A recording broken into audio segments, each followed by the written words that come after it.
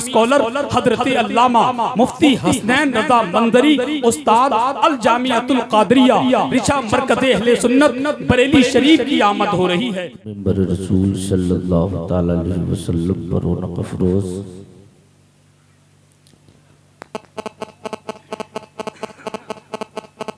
उलमाए मिल्लत इस्लामिया, सामीईन बज़्म, अस्सलामु अलैकुम व रहमतुल्लाहि व बरकातुहू।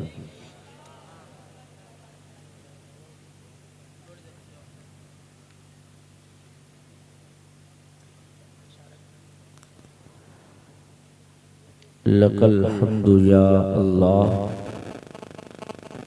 वस्सलातु वस्सलामु अलैका या रसूलल्लाह, अम्मा बाद फ़अऊज़ु बिल्लाहि मिनश शैतानिर रजीम, बिस्मिल्लाहिर रहमानिर रहीम। लक़द काना लकुम फ़ी रसूलिल्लाहि उस्वतुन हसना। आमन्तु बिल्लाहि सदक़ल्लाहुल अज़ीम व बल्लगना रसूलुहुन नबियुल अमीनुल मुईनुल मुबीनुल मतीनुल करीम व नहनु अला ज़ालिका लमिनश शाहिदीना वश्शाकिरीना वल्हम्दुलिल्लाहि रब्बिल आलमीन। बकारिख़ शहरानम अग़िस्नी या रसूलल्लाह, परेशानम परेशानम अग़िस्नी या रसूलल्लाह। शहाबे कस नवाजी कुल तबीबा चारा साजी कुल मरीज़े दर्दे शियानम अग़िस्नी या रसूलल्लाह सल्लल्लाहु तआला अलैहि वसल्लम। चमक तुझसे पाते हैं सब पाने वाले, मेरा दिल भी चमका दे चमकाने वाले। बरसता नहीं देख कर अब्र रहमत, बदों पर भी बरसा दे बरसाने वाले। मैं मुजरिम हूँ आका मुझे साथ ले लो, के रस्ते में है जा बजा थाने वाले। तू जिंदा है वल्लाह, तू जिंदा है वल्लाह, मेरे चश्मे आलम से छुप जाने वाले। बा आवाज़ बुलंद पूरा मजमा अपने आका की बारगाह में दुरूद शरीफ का नजराना मोहब्बतों के साथ पेश करने की सआदतें और बरकतें हासिल कर लें। बुलंद आवाज़ के साथ पढ़ें अल्लाहुम्मा सल्ली अला सय्यदना व मौलाना मुहम्मदिन बारिक वसल्लम सल्लु अलैहि सलातो व सलामन अलैका या रसूल अल्लाह सल्लल्लाहु तआला अलैहि वसल्लम। माइक ऑपरेटर साहिब आपका माइक बहुत अच्छा है, जहाँ तक सीटी न मारे आप वहाँ तक इसकी आवाज़ अंदर की बढ़ाइए। हो सके तो आप बाहर की आवाज़ कुछ कम कर दें, अंदर की आवाज़ जहाँ तक सीटी न मारे वहाँ तक बढ़ाइए। लाइक के मुबारकबाद है आप तमामी हज़रात। इशा की नमाज के बाद से लेकर अब तक जलसगाह में आप लोग अदब व एहतराम के साथ बैठे हुए हैं। अल्लाह पाक इस हाज़िरी को कबूल फरमा ले। क्या मामला है जी?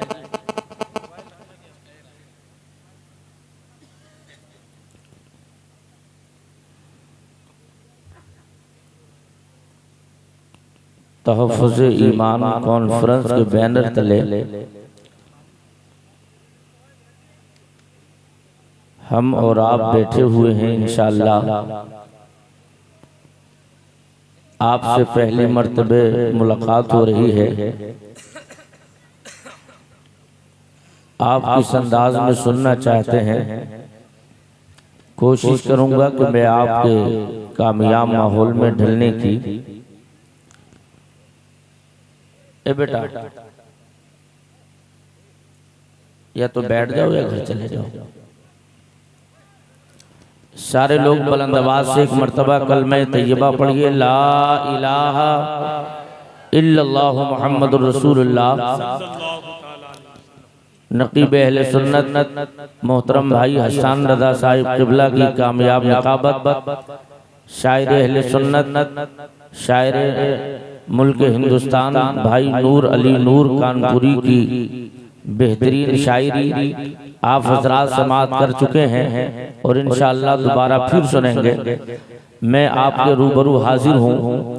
एक मर्तबा और नबी और आले नबी पर दुरूद शरीफ का नजराना पेश कर लें। सल्लल्लाहु अलैहि नबील उम्मी व आलिही सल्लल्लाहु तआला अलैहि वसल्लम, सल्लल्लाहु तआला अलैहि वसल्लम। हजरात,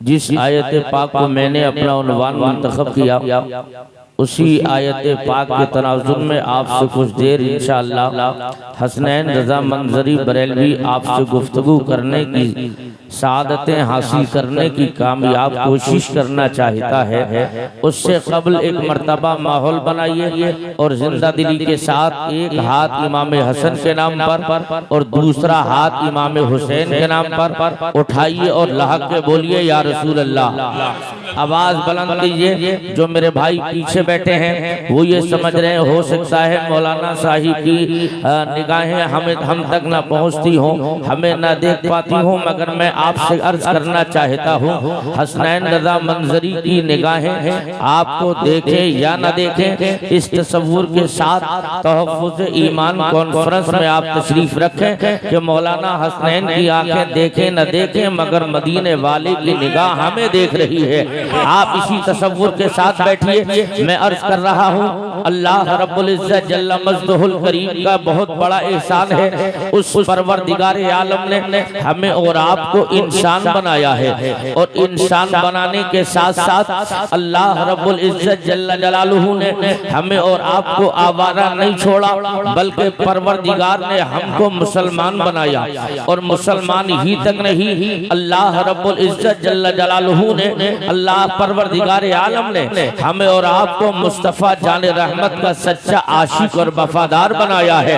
हजरात, तो मैं आज मुस्तफ़ा जाने रहमत सल्लल्लाहु अलैहि वसल्लम के आशिकों के दरमियान हूँ और उन्हीं आशिकों के दरमियान उनके महबूब की बातें करने के लिए हाजिर हो गया हूँ। हदीस कुदसी में अल्लाह ने इरशाद फरमाया, मेरे आका कायनात सल्लल्लाहु अलैहि वसल्लम उस हदीस के रावी है, मफहूम है। अल्लाह ने इरशाद फरमाया, ऐ महबूब, अगर तुझे दुनिया में भेजना मकसद नहीं होता तो ना मैं जमीन को बनाता, न आसमान को बनाता, न चांद को बनाता, न सूरज को बनाता, न सितारों की अंजुमन को लगाता, यहाँ तक के महबूब मैं अपनी रुबूबियत का इजहार भी नहीं फरमाता। अब यहाँ पता ये चलता है ये जमीन खुदा ने बनाई है तो ये मुस्तफ़ा जाने रहमत के लिए बनाई है, आसमान खुदा ने बनाया है मुस्तफ़ा जाने रहमत के लिए बनाया है, ये आसमान में सितारों की कुमकुमें लगे हुए हैं ये मुस्तफ़ा जाने रहमत के लिए खुदा ने बनाए हैं, ये आसमान का सूरज है ये मुस्तफ़ा जाने रहमत की बदौलत तख्लीक किया गया, ये आसमान का चांद है ये मुस्तफ़ा जाने रहमत के लिए बनाया गया।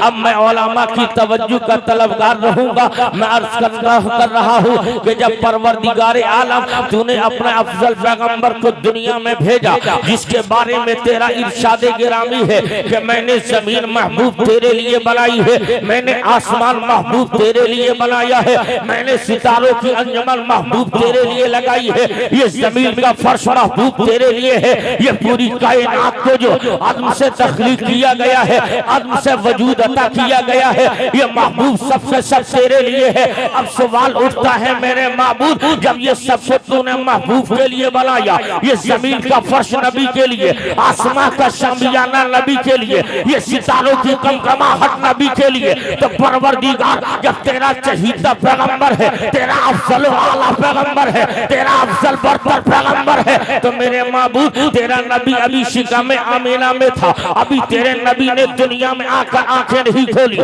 तेरा हबीब अभी आमीना खातून के बतन में है, लेकिन मौला जब तेरा अफजल पैगंबर था तो तूने महबूब की आमद से पहले उनके बाप अब्दुल्लाह का साया क्यों उठाया, तो मशीयत का जवाब होगा वो मेरे बंदे परेशान ना हो, मेरे हर काम में मसलिहत है, हर काम में राज है, हर काम में हिकमत है। अगर मैं अपने महबूब के वालिद का साया महबूब के सर से न उठाता तो मुमकिन था महबूब का दूसरा भाई पैदा होता, और जब दूसरा भाई होता तो बड़े होकर वो मेरे हबीब से बड़ा भाई कहकर के पुकारने लगता, बड़ा भाई कहकर आवाजें लगाता, तो मेरी रहमत को गवारा नहीं, कोई महबूब से बड़ा भाई कहने वाला पैदा हो। तो मैंने अर्ज किया, ए परवरदिगार, जब तेरा अफसल पैगंबर है तो अब अब्दुल्लाह का साया उठ गया, तो तेरा नबी जब 6 साल की नन्ही उम्र में था तो मकाम अबवा में आमिना का साया क्यों उठा? तेरा हबीब 8 साल की उम्र में पहुंचा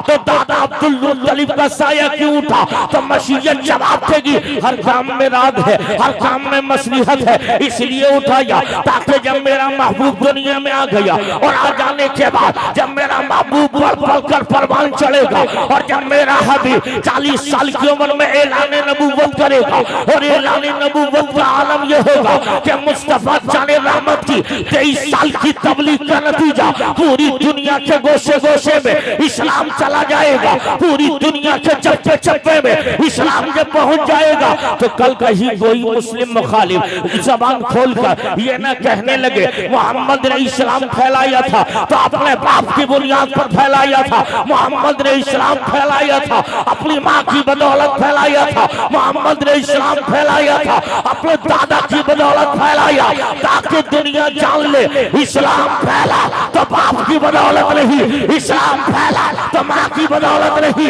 इस्लाम फैला दादा की बदौलत नहीं, इस्लाम फैला मुस्तफा के किरदार की बदौलत फैला, मुस्तफा के अखलाक की बदौलत फैला। नारे तकबीर, नारे रिसालत, अखलाके मुस्तफा, शाने मुस्तफा, मसलके आला हजरत, ताफुज़े ईमान कॉन्फ्रेंस, नारे तकबीर। इस्लाम फैला है, मुस्तफा के किरदार की बदौलत इस्लाम फैला है, इस्लाम फैला है, मुस्तफा के अखलाक की बदौलत इस्लाम फैला है, इस्लाम फैला है। हजरात, अब ये वही इस्लाम का बाली दुनिया में जब जलवगर हो गया, 6 साल की नन्ही उम्र पैगंबर की हो गई, आमिना का साया उठ गया, 18 से 20 या 25 साल की उम्र पैगंबर की हो गई, परवरदिगार आलम के महबूब ने 25 साल की उम्र शरीफ में हजरत सैयदा खदीजा से निकाह फरमा लिया। 40 साल की खदीजा मुस्तफा जाने रहमत के निकाह में आ गई और 40 साल की उम्र शरीफ पैगंबर की हुई, आपने ऐलान नबूवत कर दिया।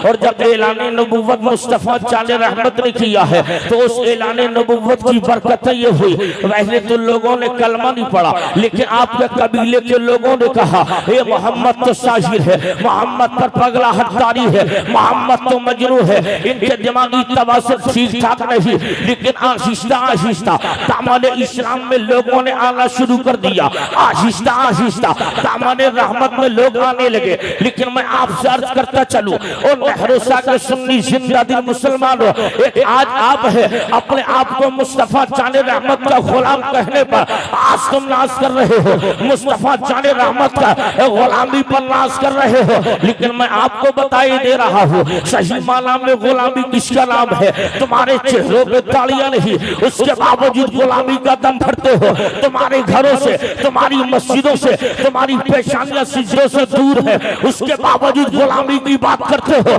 तुम्हारे घरों का कल्चर इस्लामी कल्चर नहीं, तुम्हारे घरों का माहौल इस्लामी माहौल नहीं, तुम्हारी बेटियों के सर पे दुपट्टे नहीं, तुम्हारी माओ के सर पे दुपट्टे नहीं, तुम्हारे घरों में रखा कुरान हफ्ता और महीने से पहले खुलने को तैयार नहीं, उस जुज़दान पर धूल तो धूल आ जाती है, उसके बावजूद कुरान खुलने को तैयार नहीं। उसके बावजूद आप कहते हैं हम तो मुस्तफा के गुलाम है, हम तो मोहम्मद अरबी के गुलाम है। मैं आपसे अर्ज करता चलूं गुलामी इस चीज का नाम नहीं, बल्कि गुलामी तो ये हो कि जिस रास्ते से तुम चलो तो जमाना देख कर कहे, आपकी रफ्तार देखे तो जमाना रफ्तार देख के कहे कि ये कोई और नहीं, ये मुस्तफा का गुलाम निकल के जा रहा है।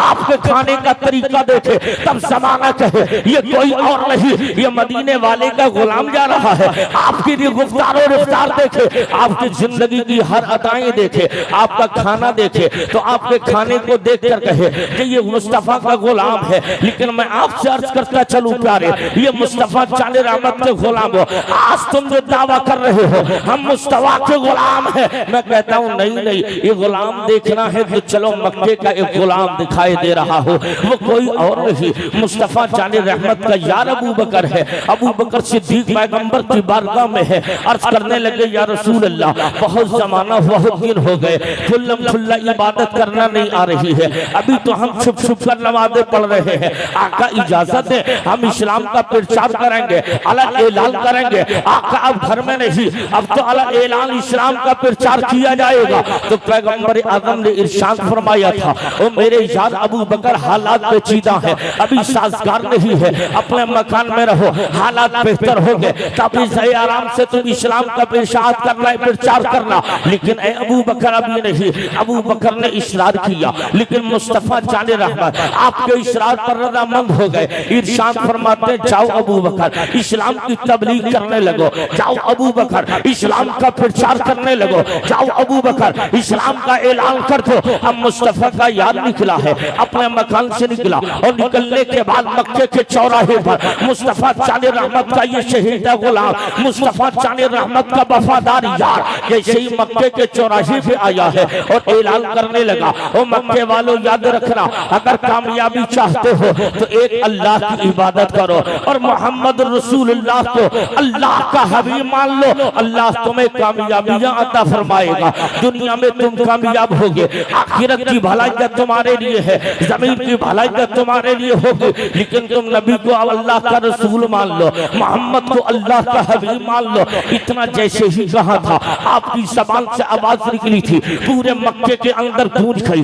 एक काफिर ने सुना, अबू जहल कंपनी का एक गुंडा बाहर आया और आने के बाद अबू बकर के करीब आ गया, कहा क्या कहते हो अबू बकर? अबू बकर ने कहा ऐसा मैं ये कहना चाहता हूँ, अगर कामयाबी चाहते हो अल्लाह को एक मानो और मोहम्मद को अल्लाह का रसूल मान लो, अल्लाह कामयाबियां देगा। इतना सुना अबू बकर को उसने मारना शुरू कर दिया। इस कदर अबू बकर को मारा गया, आपके सर से खून निकलने लगा, आपकी पेशानी से खून निकलने लगा, आपकी नाक से खून निकलने लगा, आपके कानों से खून निकलने लगा। मैं आपसे पूछता हूँ मुसलमानों, आखिर जुर्म कौन सा था?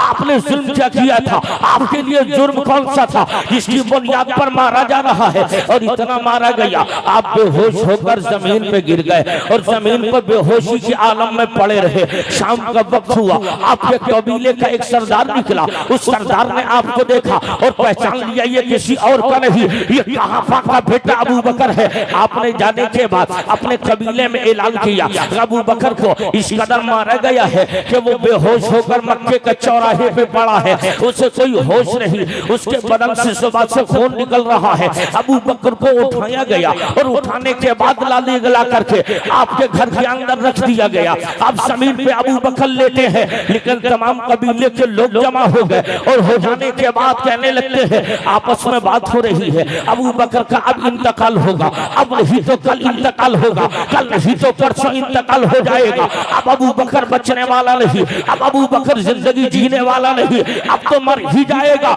लेकिन सरदार खड़ा हो गया और कहने लगा, वो याद रखना साथियों, अगर अबू बकर का इसी पीरियड में इंतकाल होता है तो हम इसका इंतकाम लेंगे, खून का बदला खून से लिया जाएगा, हम माफ नहीं कर सकते। लेकिन इतने में माँ की ममता आगे बढ़ी, अबू बकर की माँ आ गई और आ जाने के बाद अपने बेटे के कानों पे अपने लबों को रखा और दर्द भरी आवाज में कहा था, ओ मेरे बेटे अबू बकर आंखें खोल दे, और आंखें खोलकर अपनी माँ को एक मर्तबा माँ कहकर आवाज दे ले। लेकिन अभी अबू बकर ने आंखें नहीं खोली। ये उस जमाने की बात है दोस्तों, जिस जमाने में हॉस्पिटल का कोई इंतजाम न था, जिस जमाने में न वेंटिलेटर था, न जिस जमाने में आईसीयू थे, कोई भी इंतजाम हॉस्पिटल का इतना नहीं था। लेकिन उस वक्त में नबी का यार बेहोशी के आलम में जमीन पे पड़ा है, होश नहीं है। तमाम लोगों ने जिंदगी की उम्मीदें खत्म कर दी, मगर माँ है अपने बेटे को देख रही है। आखिरी मर्तबा माँ फिर करीब हो गई और करीब हो जाने के बाद अम्मा ने अपने बेटे के कानों पे अपने दोनों लबों को रखा और रखने के बाद कहा, मेरे लाल आंखें खोल, अपनी माँ को माँ के कर आवाज दे। लेकिन अभी आवाज नहीं आई थी। अबू बकर सिद्दीक के सिमातों के पर्दे से जब माँ की आवाज टकराई, आपने आंखें खोली और आंखें खोलना ही था। अब मैं बात रोक कर अर्ज करता चलूं, अगर ऐसा माहौल या मामला मेरे या आपके साथ हो, उस वक्त में आप क्या करेंगे? या तो उस आंखें खोलेंगी तो अपने माँ को याद किया जाएगा, आंखें खोलेंगी अपने बाप को याद करोगे, आंखें खोलेंगी आपको बीवी बच्चों का ख्याल आएगा, आंखें खुलेगी, अपनी दौलत की बात याद आएगी। लेकिन वाह अबू बकर तेरी अजमतों पे लाखों सलाम, वाह अबू बकर तेरी रिफात पे लाखों सलाम, वाह अबू बकर तेरी शान पर लाखों सलाम। अबू बकर ने आंखें खोली और आंखें खोलकर अर्ज किया था, ओ मेरी माँ यह क्या पूछती हो मेरे बेटे, तेरा हाल कैसा है? अबू बकर ने कहा, ओ मेरी माँ ये ना पूछ मेरा हाल कैसा है, मुझे ये बता दे आमिना का लाल कैसा है। नारे तकबीर, नारे रिसालत, जश्न ईद मिलादुन नबी, उलमाए अहले सुन्नत, मसलके आला हजरत, नारे तकबीर, नारे रिसालत। अच्छा ये बताओ, बात समझ में आ रही है आपके? बातें समझ में आ रही हैं आपके? नहीं आ रही हैं? रूट बदल दिया जाए क्या? आ रही है तो जरा हाथ उठा के बोलो। मजा नहीं आ रहा, जरा और लहक के बोलिए, आवाज बुलंद कीजिए। ए परवरदिगार, जिसने तेरे नाम की पाकी को बयान किया है, मेरे मौला इन सबों को मरने से पहले पहले मदीने शरीफ की मकबूल हाजिरी अता फरमा। तो मैं अर्ज कर रहा था, गुलाम किसको कहते हैं? एक आप भी तो गुलाम हो, आप भी गुलाम हो।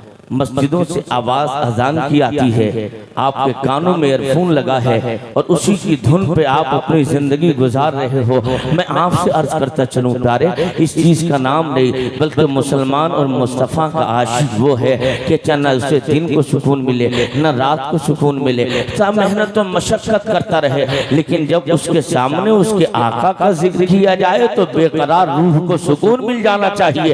ये मुस्तफ़ा के आशिकों का मामूल है। लेकिन हजरात, इधर पैगम्बर आदम सल्लल्लाहु ताला अलैहि वसल्लम की 40 साल की उम्र शरीफ हो गई। अल्लाह के हबीब ने ऐलान कर दिया, लेकिन जब अबू बकर की आंखें खुली थी ना, और अबू बकर ने आंखें खोलकर किसी और को नहीं पूछा था, उस वक्त में अबू बकर ने आमिना के लाल को पूछा था। लेकिन अबू बकर की माँ कहती है, मुझे मेरे बेटे उनका पता नहीं, लेकिन एक औरत ने जो उनके साथ में थी उसने कहा मैं उसका पता बताई दे रहा हूँ, बताई देती हूँ। अब पैगम्बर आदम उस औरत के साथ, पैगम्बर हजरत सिद्दीक़ अकबर उस औरत के साथ मुस्तफा जाने रहमत की बारगाह में हाजिर हो गए। तो सरकार अबू बकर सिद्दीक़ के बदन पे और कपड़ों पे वही खून के धब्बे और छींटे हैं। आका ने पूछ लिया, ओ मेरे शान अबू बकर ये हालत कैसी बना रखी है, और अबू बकर ये तेरा हाल कैसा है, अबू बकर ये क्या हो गया? तो अर्ज किया, आका मैंने इस्लाम की बात ही तो की थी, मक्के वालों ने इस कदर मारा कि पूरा दिन खून निकलता रहा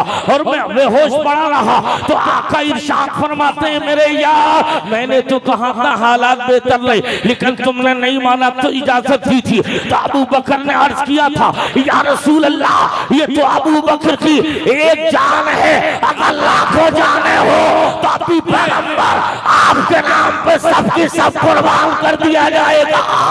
नारे तकबीर, नारे रिसालत, इश्क़े सिद्दीक़ अकबर, फैज़ाने सिद्दीक़ अकबर, शाने सिद्दीक़ अकबर, मसलके आला हजरत, ताफ़ुज़े ईमान कॉन्फ्रेंस, हजरत अल्लामा हसनैन रज़ा मंज़री, नारे तकबीर। वो इस्लाम के मुसलमान जिंदा दिल मुसलमानों में आपसे अर्ज कर रहा हूँ, ये सरकार की पाकीज़ा जिंदगी है। लेकिन हजरात आओ तारीख का और एक चैप्टर उलट कर देख रहे हैं।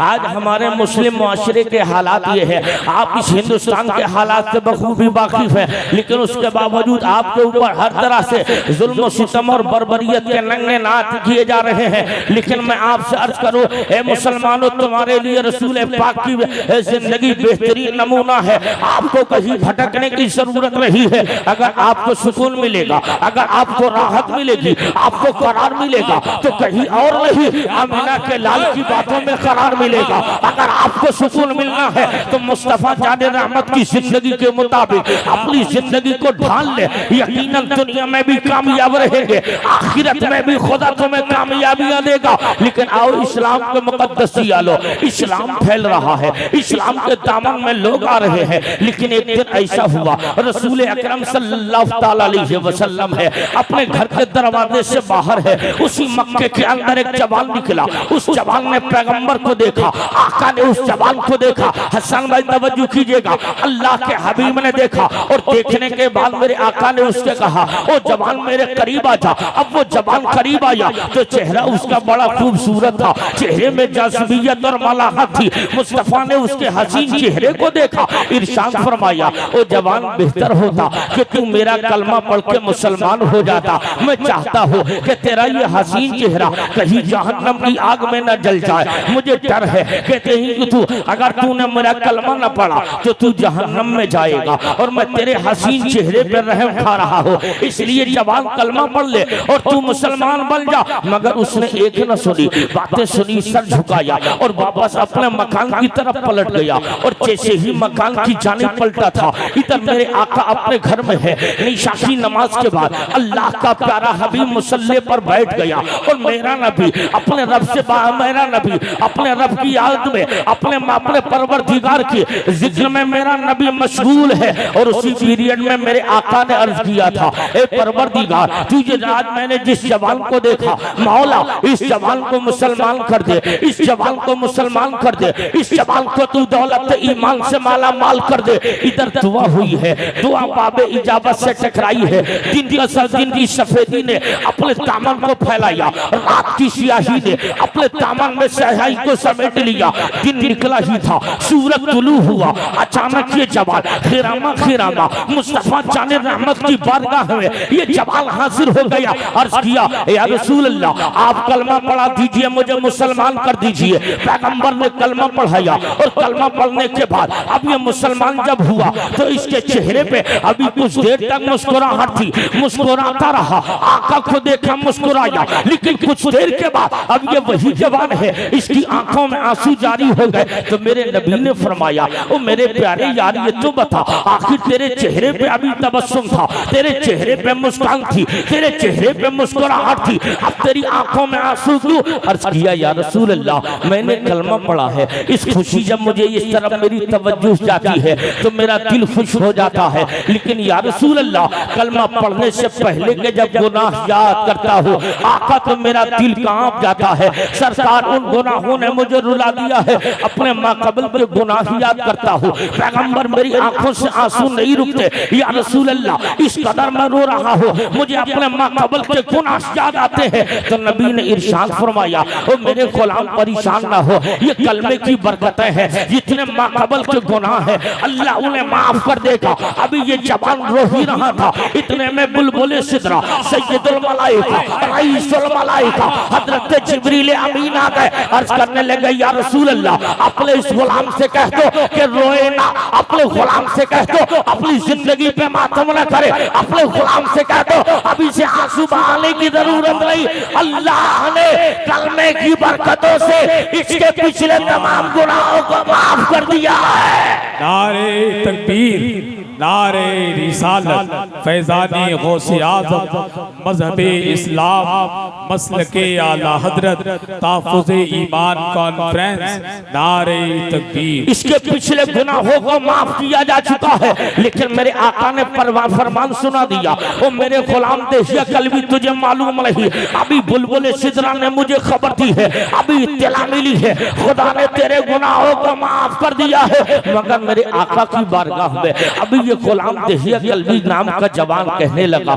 या रसूल अल्लाह, आपकी बातें तो ठीक है, मान रहा हूँ, लेकिन सरकार मुझे रह रह के ख्याल आता है, मैंने बड़े जुल्म किए हैं आका, मैंने बहुत गुनाह किए हैं, पैगंबर मैंने बड़े जुल्म किए हैं, मगर आका उन जुल्मों में एक ऐसा मैंने गुनाह कर दिया है जिस गुनाह करने के बाद आका सारी दुनिया रात को सुकून से सो जाती है, मगर पैगंबर उस गुनाह में मुझे रातों की नींद मेरी खराब कर दी है। जब मुझे उस गुनाह का एहसास होता है मेरी रातों की नींद टूट जाती जाती है, आका मैं बेकरार हो जाता हूँ, आका मुझे सुकून नहीं मिलता, पैगंबर मुझे करार नहीं आता, आका मुझे आराम नहीं मिलता। मेरे आका फरमाते हैं बता दहिया कल्बी, क्या तूने ऐसा जुर्म किया है, क्या तूने ऐसा गुनाह किया है जिसकी बदौलत तू आज तक सुकून से नहीं सो सका। तो कहने लगे या रसूल अल्लाह, मैं अपने कबीले का सरदार था, वो मैं उस कबीले का सरदार था और उस कबीले का मामूल था दौरे जहालत में आका, जब मैंने कलमा नहीं पढ़ा था तो उस वक्त मेरी सरदारी में मैंने मक्के की 70 लड़कियों को जिंदा दफन कर दिया था। या रसूल अल्लाह, जो लड़की पैदा होती थी उस लड़की को फौरन जिंदा दफन किया जाता था। मैं अपनी उसी पीरियड में 70 बेटियों को जिंदा दफन कर चुका हूँ। मेरे आका ने जब इतना सुना तो चश्माने नबुव्वत से आंसू निकले, चश्माने नबुव्वत से आंसू निकले और आंसुओं ने मुस्तफा जाने रहमत की आंखों का बंधन तोड़ दिया और लबहाए आपके लबो रुखसार पर होते हुए आपकी दाढ़ी शरीफ से निकलकर अब वो मुस्तफा जाने रहमत के आंसू शरीफ जमीन पर आकर गिर रहे हैं। और जब मुस्तफा जाने रहमत को रोते हुए इस जवान तहिया कल्बी ने देखा तो अर्ज करने लगा आका आप रो रहे हैं, पैगंबर मुझे जो सुकून नहीं मिलता, लेकिन मेरे आका ये जो 70 बेटियों को मैंने जिंदा दफन किया है इनका इतना मुझे एहसास नहीं आका, लेकिन एक ऐसी बच्ची को भी मैंने जिंदा दफन किया था जिस बेटी की वजह से आज तक मुझे सुकून नहीं मिलता। आका फरमाते हैं बताते ही कल्बी वो कौन सा ऐसा जुर्म था। तो फौरन कहने लगे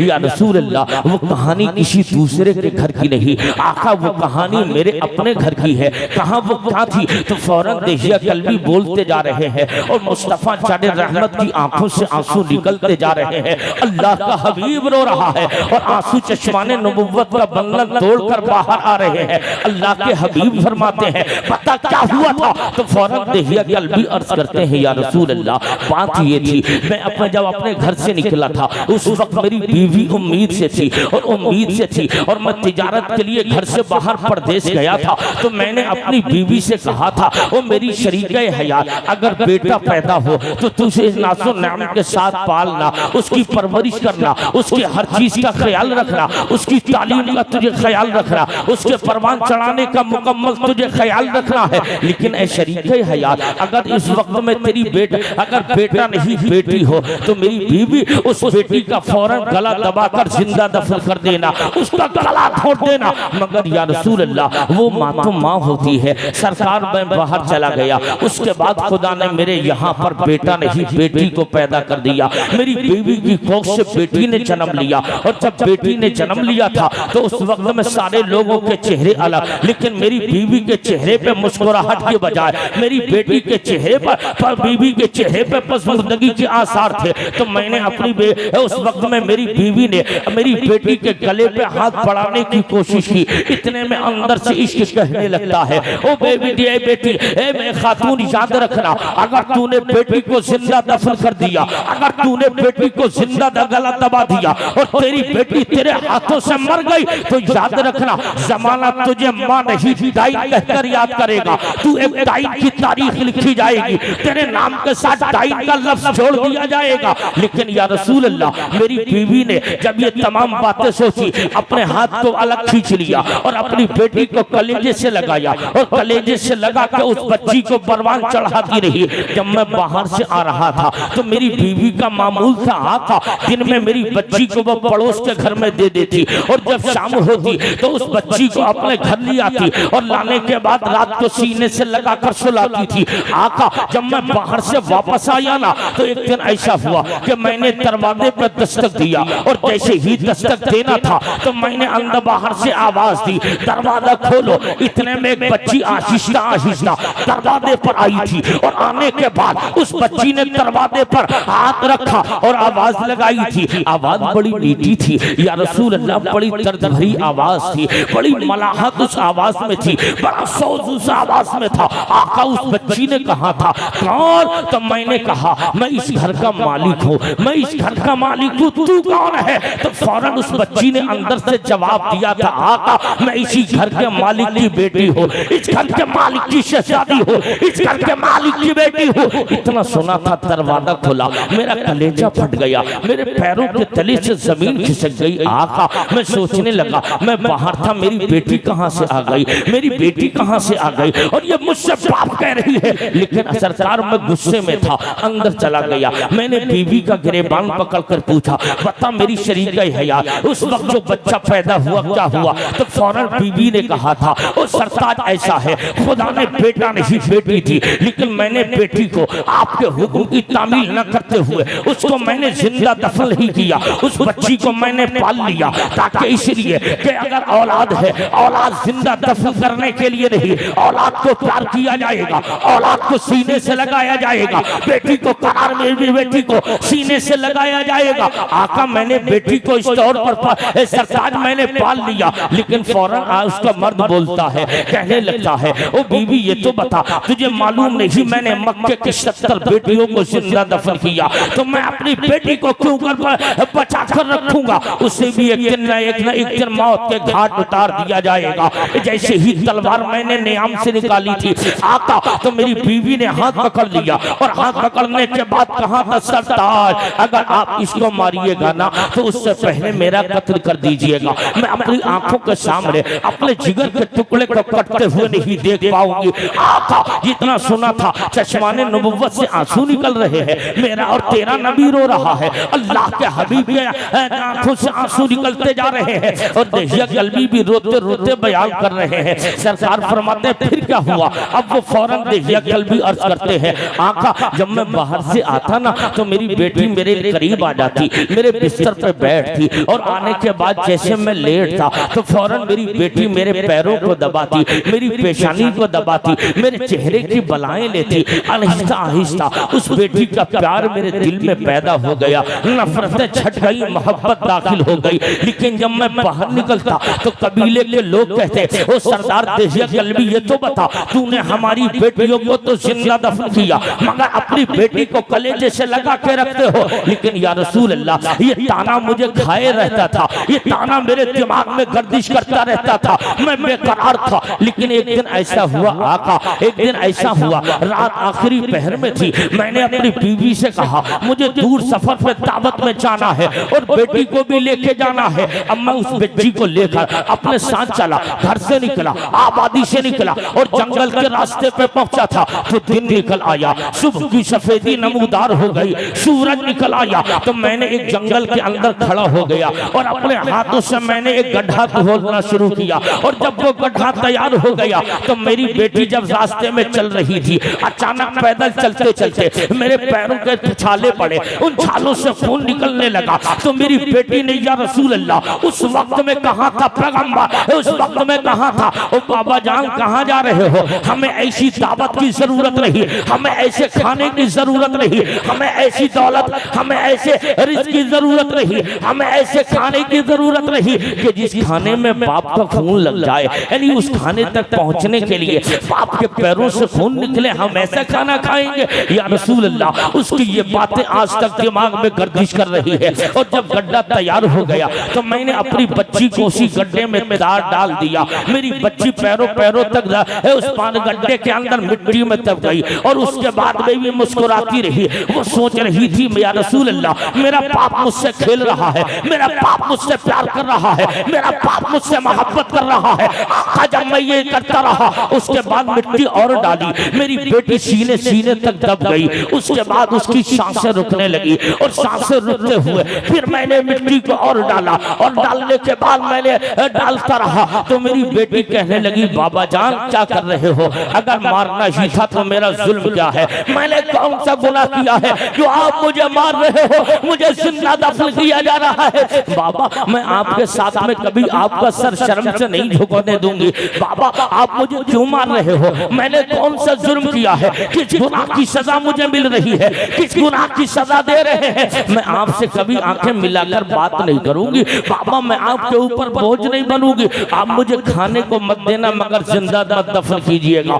आप मुझे खाना मत देना मगर जिंदा मत दफन कीजिएगा। या रसूल अल्लाह, मेरी बेटी मुझसे इल्तिजा करती रही, लेकिन मोहब्बत निकल गई, और जब मेरा गुस्सा मोहब्बत पर गालिब आ गया और मैं अपनी बेटी को सीने तक दबा चुका और मेरी बेटी गर्दन तक दब गई थी, तो अचानक फिर जहन में सवाल जहन और दूसरी जानिब चला। मैंने पड़ोस में रखे एक पत्थर को उठाया और उस पत्थर को मैंने अपनी बेटी के सर पे मार दिया। या रसूल अल्लाह, मेरी बेटी उस पत्थर की पर उस पत्थर की ताब न लाई और मेरी बेटी के सर से खून का फव्वारा निकला और मेरी बेटी उसी दर्द में तड़प तड़प कर उसी गड्ढे में मर गई। आका आज तक मैंने उसी दर्द की बुनियाद पर उस बच्ची की बातें मेरे कानों में गर्दिश कर रही है, जिसकी बदौलत मुझे सुकून नहीं मिला, जिसकी बदौलत मुझे करार नहीं मिला, जिसकी बदौलत मुझे सुकून नहीं मिला। आका वही तो सोचता हो कि खुदा माफ करेगा कि नहीं माफ करेगा, लेकिन या रसूल अल्लाह उस वक्त में उस बच्ची ने जब गले गले तक दब गई थी उसमें आसमान की जानिब रुख किया था और आसमान की जानिब रुख करके उस बच्ची के ज़बान हरकत कर रही थी और हरकत करते हुए वो बच्ची कह रही थी, आका फरमाते क्या बोल रही थी? मेरे आका रोते हुए पूछते क्या बोल रही थी? तो फौरन वो कहने लगते हैं देखिए कल्बी, आका बच्ची कह रही थी, ए मालिक अगर तूने जिंदगी दी है तो जिंदगी का रखवाला भी भेज दे। ओ मालिक अगर तूने जिंदगी दी है तो जिंदगी का निगहबान भी भेज दे। मालिक जब तूने जिंदगी दी है तो जिंदगी का पैगंबर भी भेज दे। हजरात तारीख बता रही है ये जिंदगी का परवान चढ़ वो बच्ची दफन हो रही थी उस वक्त में क्या है ये बच्ची दुआ कर रही है और इसकी दुआ बाबे इजाबत से टकराती हुई रबीउल अव्वल की वो तारीख आ गई तो शंबा का दिन आ गया। सुबह शादी के बाद वो तुलू हो गया सितारा जिसकी जो मानना है वो जिसकी आरज़ू बच्ची दफन होते कर रही थी। जब सुबह शादी की सफेदी नमूदार हुई तो अल्लाह ने अपने हबीब को दुनिया में भेज दिया। अब जिंदगियों का रखवाला आ गया, अब जिंदगियों का रखवाला आ गया। अब कोई बच्ची जिंदा दफन नहीं होगी, अब किसी बच्ची को जिंदा दफन नहीं किया जाएगा। अब मेरे आका पूछते हैं बता दीजिए कल्बी तो तुझे उस कब्र का निशान मालूम है? हाँ हाँ। अब मेरे आका लेकर चले गए और जैसे ही लेकर गए हैं उस बच्ची के सरहाल उसी गड्ढे के करीब खड़े होकर आका फरमाने लगते हैं ओ बच्ची बता तेरा क्या हाल है? बच्ची जवाब देती है या रसूल अल्लाह हाल तो बहुत अच्छा है। मेरे आका पूछते हैं ओ बेटी देख ये तेरी कब्र पर तेरा बाप आया है, अपने बाप को माफ कर दे, अपने बाप को माफ कर दे। तो फौरन बेटी ने अंदर से जवाब दिया था या रसूल अल्लाह माफ तो कर दूंगी, ऐसे नहीं आप आए हैं इस बुनियाद पर माफ किया जा रहा है, आप ना आते तो मैं बाप को कभी माफ नहीं करती या रसूल अल्लाह मैं कभी माफ नहीं करती। मेरे आका को फरमाते हैं ओ बेटी अगर तू जिंदगी दुनिया में आना चाहती है तो बता, अगर तू बाहर आना चाहती है तो तुझे ये बाप वाला प्यार भी मिलेगा, बाप मामा बाप वाला प्यार भी मिलेगा, तुझे शफकतें और मेहरबानियां भी मिलेगी। लेकिन फौरन अंदर से बच्ची कहने लगती आका अब मुझे दुनिया में आने की जरूरत नहीं है, आका मुझे बाहर आने की जरूरत नहीं है। जिस वक्त में मेरे बाप ने जो मेरे सर पे पत्थर मारा था और मेरी रूह निकली तो या रसूल अल्लाह एक बाप इतना प्यार कहां देगा जितना के रब की रहमतों ने मेरी रूह को पर्दे में ले लिया था। नारे तकबीर, नारे रिसालत, मसलके आला हजरत, ताफ़ुज़े ईमान कॉन्फ्रेंस, हजरत अल्लामा हसनैन रज़ा मंदरी, नारे तकबीर। हजरात मुस्तफ़ा न आए थे, बेटियों पे जुल्म किया जा रहा था, बेटियां जिंदा दफन की जा रही थी। लेकिन ये वही बेटियां हैं जिन बेटियों की बातें अगर आपने सुन रखी है, ये वही बेटियां हैं जो बेटियां अपने बाप से बेलौस प्यार करती हैं, ये वही बेटियां हैं जो अपने भाइयों से बेलौस मोहब्बत किया करती हैं। तहफ़्फ़ुज़ ईमान कॉन्फ्रेंस में आने वालों, खुश अकीदा सुन्नी मुसलमानों, मैं आपको बताए दे रहा हूँ अल्लाह के हबीब सल्लल्लाहु अलैहि वसल्लम आए हैं।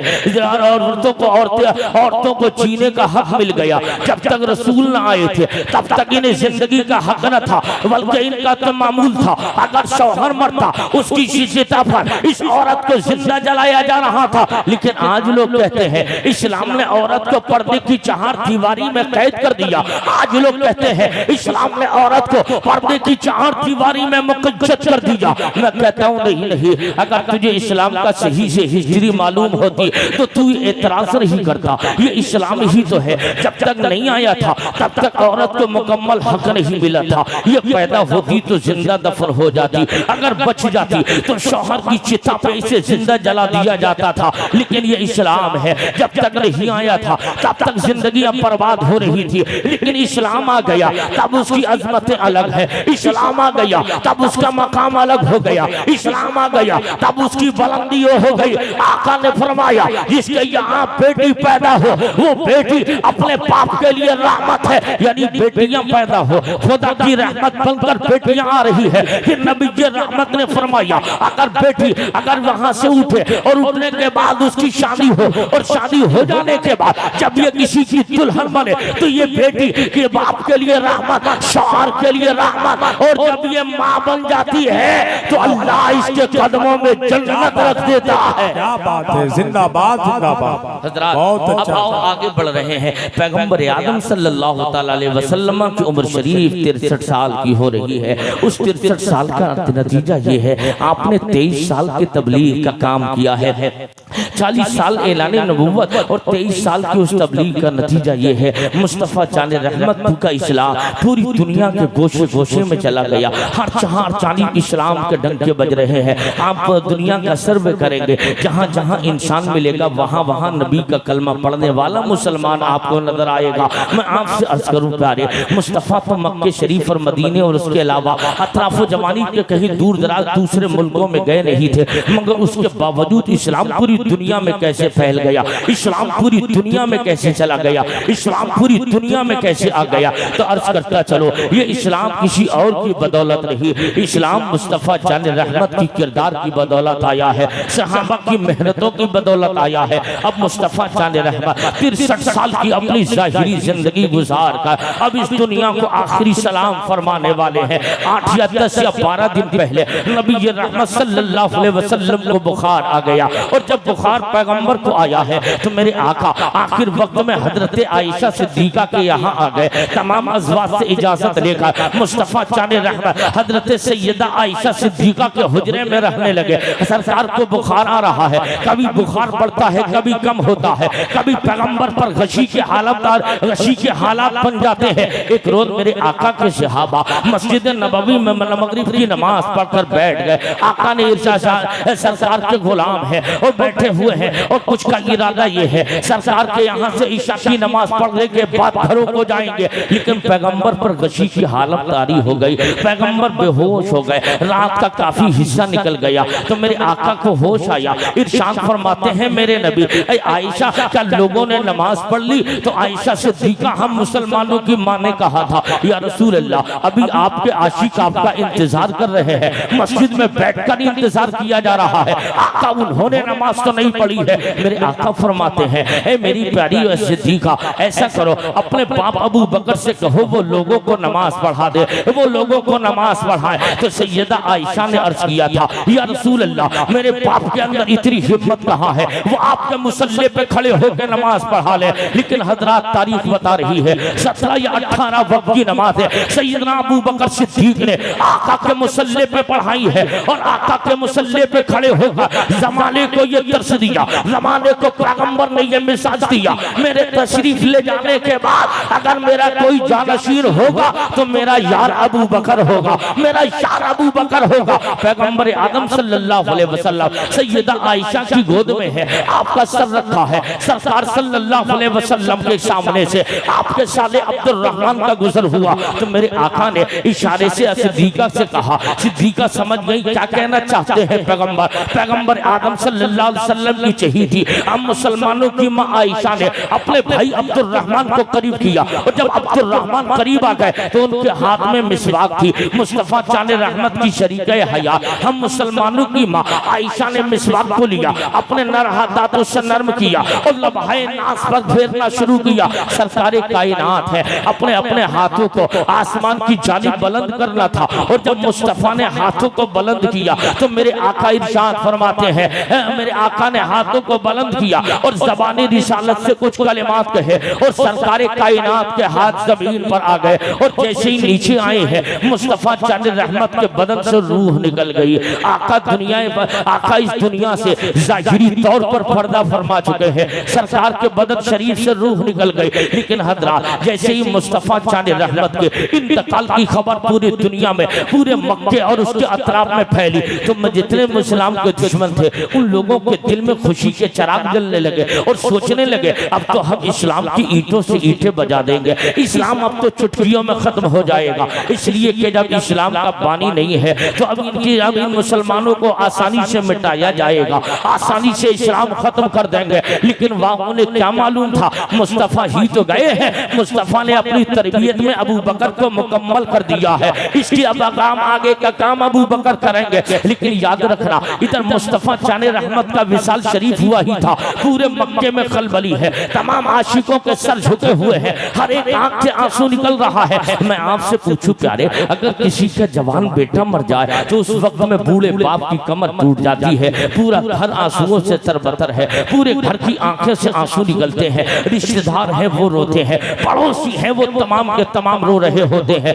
लेकिन वाह ये तो मुस्तफ़ा जाने रहमत दुनिया से जा रहे हैं। लेकिन ऐसे सहाबा वो जानिसार कि जो मुस्तफ़ा के लिए सिर्फ अपनी जान नहीं बच्चों का नजराना इस्लाम पर मुस्तफ़ा पर कुर्बान कर रहे हैं। उन पैगंबर के आशिकों की कैफियत क्या थी। एक आशिक अपने बगीचे में थे, उस बगीचे में इत्तला मुस्तफ़ा के विसाल की मिल गई तो उन्होंने फौरन रब के हुजूर अर्ज किया था, ए मालिक व मौला। ये आंखें उस वक्त तक कामयाब थी जब तक इन आंखों की रोशनी उस वक्त तक बेहतर थी कि तेरा हबीब था और ये आंखें थी ताकि इन आंखों की रोशनी मुस्तफ़ा चाने रहमत के दीदार के काम आ सके, तब तक इन आंखों की रोशनी बेहतर थी। लेकिन ऐ परवरदिगार जब तेरा हबीब बना है तो इन आंखों की रोशनी रखकर होगा क्या, जब तेरा हबीब बना है तो आंखों की बीनाई रखकर होगा क्या। इसलिए परवरदिगार मेरी आंखों की रोशनी को वापस ले ले, इन आंखों की रोशनी वापस ले ले। ओ परवरदिगार अब आंखें नहीं रखना है। मैं उन सहाबी की आंखों की बीनाई सल्ब हो गई। मुस्तफ़ा चाले रहमत के दूसरे सहाबी हजरत फारूक आता तलवार लेकर बाहर टहल रहे हैं और कहते जिसने कह दिया मोहम्मद अरबी का इंतकाल हो गया उसकी गर्दन उमर की तलवार होगी। लेकिन इतने में सिद्दीक़ अकबर आ गए, आने के बाद हुजरे आयशा में गए, मुस्तफ़ा चाले रहमत के सर शरीफ से आपके चेहरे से कपड़ा हटाया और समझ गए। आने के बाद सहाबा में तकरीर की और फरमाते हैं लोगों अगर तुम मोहम्मद की इबादत करते थे आज उनका इंतकाल हो गया, लेकिन अगर अल्लाह की इबादत करते हो तो मेरा खुदा वो है ना जिसे मौत आई है ना कभी मौत आएगी, वो हमेशा से है हमेशा रहेगा। अगर उस पर तुम्हारा यकीन है तो याद रख लेना आज मुस्तफ़ा ज़ाहिरी तौर पर विसाल कर गए हैं। अब मुस्तफ़ा चाने रहमत की कब्र शरीफ तैयार कर दी गई, आक़ाए कायनात को कफन शरीफ पहना दिया गया। अब मुस्तफ़ा चाने रहमत को कब्र शरीफ में उतारा जा रहा है। मैं आपसे पूछता हूँ आशिकों ये बताओ है कोई दुनिया में ऐसा बाप जो अपने जवान बेटे को अपने हाथों से कब्र में उतार ले, उसके अंदर इतना कलेजा नहीं वो अपने जवान बेटे को हाथों से कब्र में उतारेगा। मगर वो सहाबा जो अपने बच्चों से ज्यादा प्यार मुस्तफ़ा से किया करते हैं, अपनी जान से ज्यादा प्यार मुस्तफ़ा से करते हैं, कौन सा दिल लाए हैं वो आज मुस्तफ़ा को कब्र में उतारा जा रहा है। नबियों के नबी को कब्र में उतार दिया गया। हजरत उस्मान इब्न अब्बास कब्र में उतर गए, हजरत फजल इब्न अब्बास कब्र में उतर गए, हजरत अली कब्र में उतर गए। और उतर जाने के बाद याद रखना हजरत सिद्दीक हजरत फजल इब्न अब्बास ने देखा सब लोग बाहर आ गए, मुस्तफ़ा को उतार दिया गया। उतार देने के बाद हजरत फजल इब्न अब्बास ने सोचा देखो अब तो मुस्तफ़ा का आखिरी दीदार है, अब मुस्तफ़ा का दीदार करने ना मिलेगा, अब मुस्तफ़ा का चेहरा देखने नहीं मिलेगा, अब आका का दीदार नहीं होगा, इसलिए कपड़ा हटा दो और मुस्तफ़ा के चेहरे का दीदार कर लिया जाए। हजरत मोहतरम अब हजरत इब्न अब्बास ने मुस्तफ़ा जाने रहमत के चेहरे शरीफ से कफन शरीफ को हटाया था तो क्या देखते हैं सरकार कब्र में लेटे हैं और आकाए कायनात सल्लल्लाहु तआला अलैहि वसल्लम के दोनों लब कब्र के अंदर हरकत कर रहे हैं, आका के लबहाए ना गर्दिश कर रहे हैं। तो फजल इब्न अब्बास ने सोच लिया आका कहीं ऐसा तो नहीं अपने दामाद अली को याद कर रहे हो, आका कहीं ऐसा तो नहीं अपनी बेटी फातिमा को याद कर रहे हो, अपने शहजादों को याद कर रहे हो। मगर उस वक्त में फजल फरमाते हैं कि मैंने मुस्तफ़ा जाने रहमत के लम्हाए नाक पर कानों को रखा, उस वक्त में आका ना अपने दामाद अली को याद कर रहे हैं, आका ना अपने शहजादे हुसैन को याद कर रहे हैं, उस वक्त में आका अपनी उम्मत को याद कर रहे हैं, अपनी उम्मत को याद कर रहे हैं। और जब उम्मत को याद करते हुए बरेली की रज़ा की नजर गई तो मेरा रज़ा पुकार उठा, जो ना भूला हम गरीबों को रज़ा, जो ना भूला हम गरीबों को रज़ा। जिक्र उसका अपनी आदत कीजिए और गैस में जल जाए बेदीनों के दिल या रसूल अल्लाह की कसरत कीजिए। नारे तकबीर, नारे रिसालत, मसलके आला हजरत, औलादे गौसे आज़म, नवासे रसूल, हुजूर पीर सैयद शबात मियां साहिब किबला, हुजूर पीर सैयद शबात मियां साहिब किबला, हजरत अल्लामा सैयद पीर शबात मियां साहिब किबला। नारे तकबीर, नारे रिसालत, आमदे पीर सैयद शबात मियां साहिब किबला, नारे रिसालत। आप लोग तशरीफ रखें। मिंबर शरीफ की बहारों में इजाफा हो गया। औलाद रसूल, औलाद गौसे आदम, हुजूर सैयद शबाहत हुसैन साहब किबला मुरादाबादी मिंबर शरीफ पर रौनक अफरोज हैं। आप इनके रुख ज़ेबा की ज़ियारत करें, नामे आमाल में नेकियों का इजाफा फरमाए। हजरात, तो मैं अर्ज़ कर रहा था, सरकार कायनात सल्लल्लाहु तआला अलैहि वसल्लम ने ज़िंदगी की हर महाज पर हमें और आपको याद किया है। मुस्तफ़ा जाने रहमत ने हम और आपसे बेपनाह मोहब्बतें की हैं। सरकार हमारे ही लिए तो रगारों में रो रहे हैं, आका हमारे ही लिए तो अपने आंसू बहा रहे हैं, लेकिन हम हैं कभी हमारे आंखों से मुस्तफ़ा की मोहब्बत में आंखों से आंसू का एक कतरा तक नहीं निकला है। कभी मुस्तफ़ा जाने रहमत के प्यार में हमारी आंखों से आंसू का कोई कतरा नहीं निकला। मैं अर्ज करता कर रहा हूँ, ओ इस्लाम के सिन्नी जिन्ना दिल गयूर मुसलमानों, याद रख लीजिएगा, अगर आप मुस्तफ़ा जाने रहमत सल्लल्लाहु अलैहि वसल्लम के आशिक हैं तो आप उठते बैठते चलते फिरते खाते पीते हर आलम में हर हालत में अपने आका को प्यार कीजिए, अपने आका से मोहब्बत कीजिए। और जब आप इसी इश्क में मुस्तफ़ा की मोहब्बत में जब इस दुनिया को छोड़ेंगे, आपका जनाजा उठेगा तो देखने वाला कहेगा ये किसी दुनियादार का जनाजा नहीं, बल्कि ये मदीने वाले अहमद मुख्तार के गुलाम का जनाजा जा रहा है। वाह वाह वाह वाह। तो मुस्तफ़ा के गुलाम बन के जिए और मुस्तफ़ा के गुलाम बन करके ही आप मरिए। अल्लाह की बारगाह में दुआ है, जो कुछ मैंने बोला उसे अपने फजल से कबूल फरमा ले। जो मैंने बोला मौला उस पर मुझे आप सबों को अमल की तौफीक अता फरमाए। सारे लोग बुलंद आवाज से कलमे तैयबा पढ़िए, ला इलाहा इल्लल्लाहु मुहम्मदुर रसूलुल्लाह। बस चलते चलाते अपना पैगाम देकर वापस हो रहा हो। ये जिंदगी सवारिये दिलशाद कीजिए, लम्हात जिंदगी के नाम बर्बाद कीजिए। जब मकसदे हयात इबादत खुदा की है, पढ़िए नमाजें मस्जिदें आबाद कीजिए। इस्लाम जिंदाबाद, मुसलमानाने अहले सुन्नत पाइंदाबाद, मसलके आला हजरत जिंदाबाद। वमा अलैना इल्लल बलाग। अस्सलामु अलैकुम व रहमतुल्लाहि व बरकातहू।